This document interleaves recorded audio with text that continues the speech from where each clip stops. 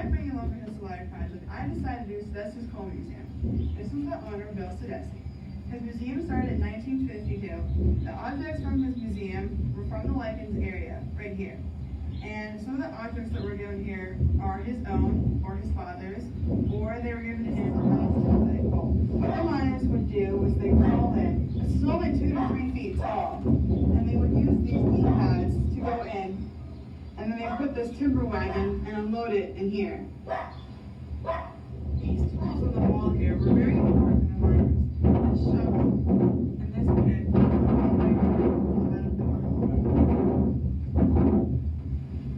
This sign here was also very important.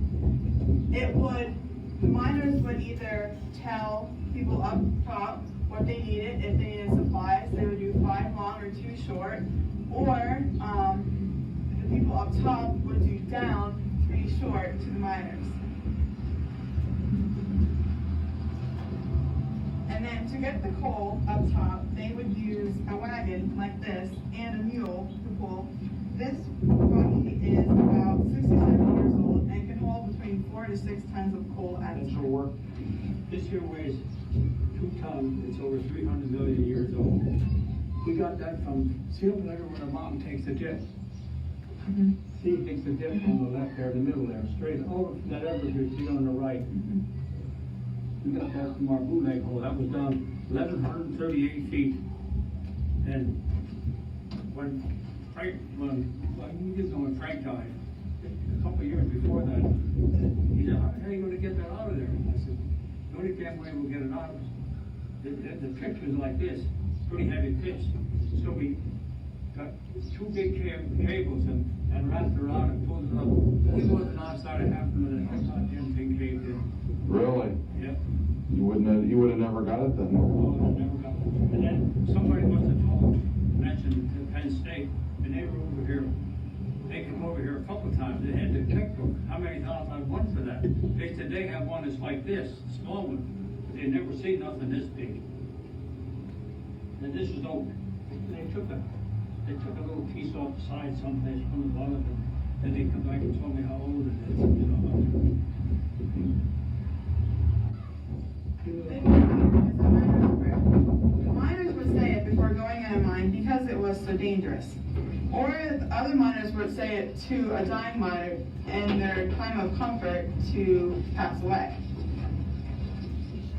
Coal can be also found in a fossil. Here is a blasting cap. There's 2 sizes, a bigger one and a little one. This big one would shoot between 48 and 50 blasting caps at one time. This smaller one would only blast about 10 to 12. Big difference. Back here is a telephone. The people up top would ring down below if the coal miners would need supplies, and they would talk to them down below. Tell me what size timber they wanted or whatever. What the miners would wear for their hat is this. It's called a canvas hat. Actually, this is the owner's, Bill Sedesse's. And in the front, they'd put a light to see where they were going. It went from bronze, plastic, and it was lit by carbide and water. And they put carbide in here, and a miner, it would depend on how long they'd be working, how many times they'd have to fill it in. And when they would run out of carbide, they would save their urine and actually urinate it. And yes, urine would burn.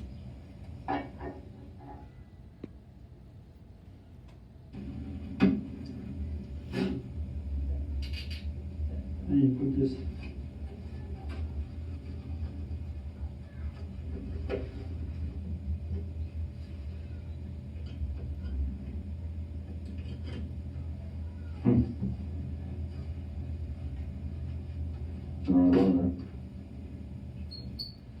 The more you turn this on, the bigger the flame will get. See, the more you turn it on, the bigger the flame will get.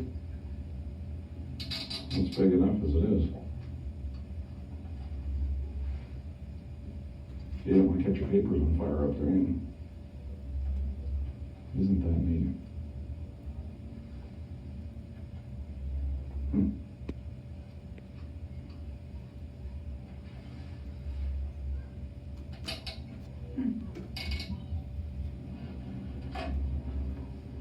more the water you turn on, the bigger the flame gets. Right.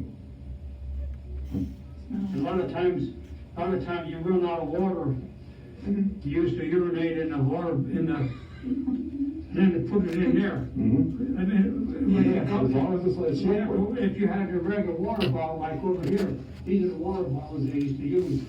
And if you run out of it, you urinated in whatever you had, then you put it in your light, or that was your light.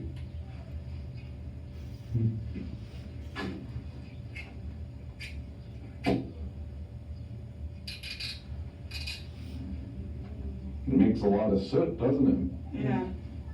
So just think in the mines, that's why you have a lot of explosions, Mm-hmm. with all that smoke. Mm-hmm. Then you had to Most breathe it. people know that they burn coal just to burn their houses, but the owner has made coal into some useful things like a keychain or a magnet Yeah, miner's head. or a Magnet. lantern, And bags of coal. bags of coal, or even a clock. Up above here are some hooks that they hang clothes on.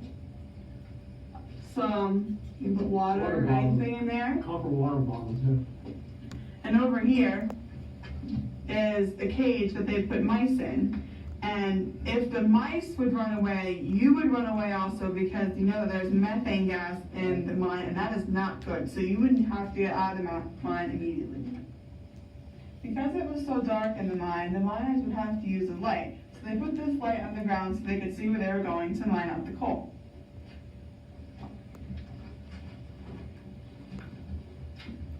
And then over here is an example of the miner's last letter. What the miner would do is, if they know they were going to be stuck in a mine and they would die, they would write this letter to their loved ones to let them know that they understood why they were going to die and that they were going to die. Read it all, that'd be nice. It said, "No more toil in the darkness," and a prison miner said, as all around about him his comrades were lying dead. "I will soon be done my digging in the dark pits below. But who will care for the wee ones is what I'd like to know. No more toil in the darkness," he wrote it on a scrap of the soiled and dingy lining that was torn from his miner's cap. "It's my last letter, darling. I will pin it on my breast, right where the heart will soon be cold that ever loved you best. No more toil in the darkness, though it was not hard to do, for I was caring and willing to work for the wee ones and you. All Ellis and Dave are dead, and I have a faint-like spell. My toil in the darkness is nearing," he said. "Farewell, darling wife, farewell." People mentioned in here, Al, Ellis, and Dave are actually related to me. Al was my great-grandmother's brother, Ellis was a neighbor to the owner, and Dave is my great-grandfather. It all started with this wall right here. This is a wall of tools. The hats up here, the canvas hats, the carbide lights, and the wall of drills. Some of them go from 2 feet to 6 feet. And that pick up there is actually the owner's father's. Okay, so I've been talking about coal and how you get it and who gets it and what they wear to get it. So here are actually some examples of the coal that they get. In the back here is called peacock coal, and see how there's sort of a rainbowish color? That color will come from the oil that was in the mine. So we have a very, very small coal called barley coal. The next is rice coal, and then to buckwheat coal, and then to pea coal, and then this is some nut coal, And broken. then this is broken coal, and then stove, and then this is mine run, and this was a mixture of everything put together. Miner's certificate. Every miner would need one of these to work in the miner. Now a laborer wouldn't need one of these, but a miner would definitely need one of these to enter a mine. This machine right here is an adding machine for a coal miner to get its pay. This machine is about 100 years old. It's a scale. What they would do was when a person would pick up their coal order, they would weigh it, and then they put one of these in here, kind of like a receipt, to get how much you would pay for your coal. In addition to putting rats in a cage and putting it in the mine, they would also put a canary in the mine. If the bird would die, the miners would know that there was methane gas in the mine, and methane gas is not a good thing to have in a mine. So if they would find that the canary was dead, they would know they would have to get out of the mine. We have Loretta Lynn. She is an old country star who sang the song A Coal Miner's Daughter because she was a coal miner's daughter. And on her shows what the coal miners would wear. The canvas hat, the light, a jacket, a belt, pants, Mining boots. and an example of how much the coal would cost back then. This is actually 1961. And you can see here, nut coal costed $12.75 a ton. Now today it costs about $150 a ton. As you can see, there's a big difference of price between 1961 and 2008. This is a model of how they would separate the coal. It's this truck right here would pull up here with all the coal from the mine, dump it in here, and then this would shake the coal into the finest and then to the biggest.